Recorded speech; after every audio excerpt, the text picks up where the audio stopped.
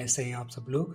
मैं उम्मीद करता हूँ कि आप सब बहुत बहुत बहुत बहुत बहुत ज़्यादा अच्छे होंगे, सच्चे होंगे और आप अपना ध्यान रख रहे होंगे। तो हर बार की तरह आज मैं वापस आपके सामने हाजिर हूँ एक नई कहानी लेकर। और आज की जो एक कहानी है ये है एक चींटी के बारे में। एक छोटी सी साहसी चींटी की कहानी आज हम देखेंगे। और तो चलिए कहानी शुरू करते हैं। कहानी इस प्रकार से है। एक बहुत बड़े हरे भरे घास के मैदान के किनारे एक चींटी का घर था और उस घर में रहती थी एक छोटी और चंचल चींटी जिसका नाम था चीकू। चीकू बाकी चींटियों से अलग थे। वो कैसे? जहां पर बाकी चींटियां दिन भर खाना इकट्ठा करती और अपने काम में लगी रहती थी, वहीं चीकू को नई नई चीजें खोजने का और आसपास की दुनिया देखने का बहुत शौक था। वो हरदम यही किया करते थे। आज यहाँ निकल गई चुपके से, आज वहां निकल गई और कुछ नया देख के सीख के आए। सब कुछ ऐसा ही चल रहा था। तो एक दिन चीकू ने दूर के मैदान के दूसरी ओर कुछ अजीब देखा। उसने देखा कि वहां से एक हल्की चमकीली रोशनी आ रही है। चीकू ने सोचा कि क्या ये फूल है। उसे कुछ समझ में नहीं आया, तो उसने अपने बाकी कॉलोनी की चींटियों को बताया। तो जो कॉलोनी की सबसे बड़ी चीफ चींटी थी, उसने कहा, ये सिर्फ तुम्हारी कल्पना है। चीफ चींटी का नाम था बंटे।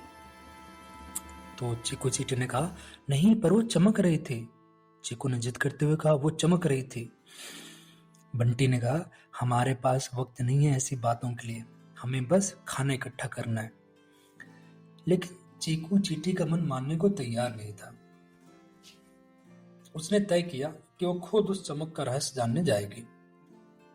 और इस प्रकार से शुरू होती है हमारी चींटी के सफर की शुरुआत। अगली सुबह सूरज निकलते ही चीकू अपना छोटा सा खाना लेकर निकल पड़ी। चलते चलते उसे रास्ते में एक बड़ा सा गंदा गड्ढा मिला जिसमें पानी भरा हुआ था। अब मैं इसे कैसे पार करूं? चीकू ने सोचा। फिर उसकी नजर पास पड़े कुछ सूखे पत्तों पर पड़ी। उसने एक बड़ा पत्ता उठाया और उसे पुल की तरह इस्तेमाल किया और वो सुरक्षित गड्ढे को पार कर गई। उसने खुश होकर सोचा, समस्या का हल ढूंढने में ही मजा है, यही तो जिंदगी है। चीकू आगे बढ़ी और एक झाड़ी के पास पहुंची। जब वो झाड़ी के पास पहुंची तो वो अचानक एक पतले और चिपचिपे जाल में फंस गई। चीकू ने कहा, ये जाल किसका है? तभी एक छोटी सी मकड़ी जाल के कोने से बाहर आई और उसने कहा, तुम कौन हो और मेरे जाल में क्या कर रही हो? मकड़ी ने पूछा। मैं चीकू हूँ, मैं चमकती बगिया की खोज कर रही हूँ, क्या तुम मुझे यहाँ से बाहर निकाल सकती हो? चीकू ने कहा।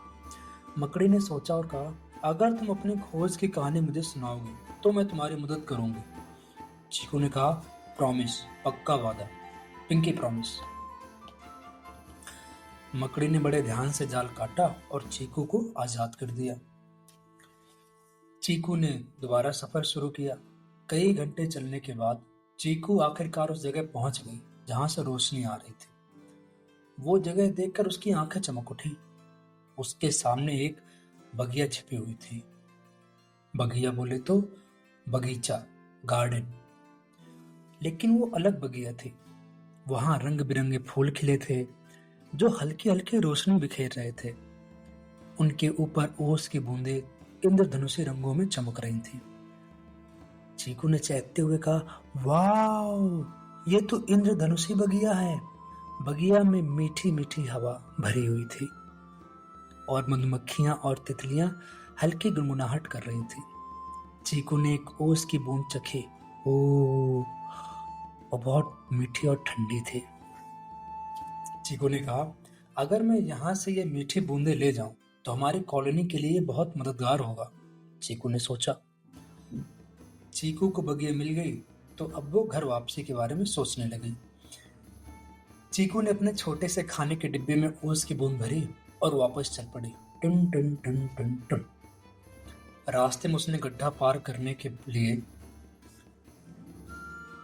दोबारा पत्ते का पुल बनाया और मकड़ी से वादा निभाते हुए उसने अपनी रोमांचक यात्रा उसको सुना दी। जो जो चीकू के साथ हुआ, घर से निकलना, गड्ढे पे पार करना गड्ढे को, फिर जाले में फंसना, फिर बगिया पहुंचना, बगिया में बूंदे, सारा कुछ। मकड़ी को कहानी सुनाने के बाद जब चीकू घर पहुंची तो उसको देखकर सारी चींटियां हैरान थी। सब परेशान भी थी कि चीकू कहाँ चली गई थी। बंटी ने गुस्से में कहा, चीकू तुम इतनी देर कहाँ थी? तो चीकू ने कहा, मैंने इंद्रधनुष से बगिया खोज निकाली है, वहां मीठी और चमकती बूंदे हैं, उसने उत्साह से कहा। चींटियों ने तो पहले उस पर विश्वास नहीं किया, लेकिन जब उन्होंने ओस की बूंद का स्वाद चखा तो सब दंग रह गए। चीकू तुमने तो सच में कुछ अनोखा खोज निकाला, बंटी ने मानते हुए कहा। कल हम सब उस बगिया में चलेंगे, सारी चींटियों ने एक साथ कहा। अगला दिन आया। अगले दिन पूरी कॉलोनी ने चीकू के साथ इंद्रधनुषी बगिया का दौरा किया। वहां सबने मिलकर ओस की मीठी बूंदें इकट्ठा की और कुछ बीज भी लेकर आए। उन बीजों को कॉलोनी के पास बोया गया और धीरे धीरे वो जगह और भी रंगीन फूलों और मीठी महक से भर गई। उस रात कॉलोनी में एक बड़ा उत्सव मनाया गया और चीकू को उसकी बहादुरी, जिज्ञासा और लगन के लिए सम्मानित किया गया। बंटी जो कॉलोनी की चीफ थी उसने कहा, जो नई राहें अपनाते हैं वही नई खोजें करते हैं। चीकू मुस्कुराई और वो खुश थी कि उसने अपनी कॉलोनी के लिए कुछ अनमोल खोजा है।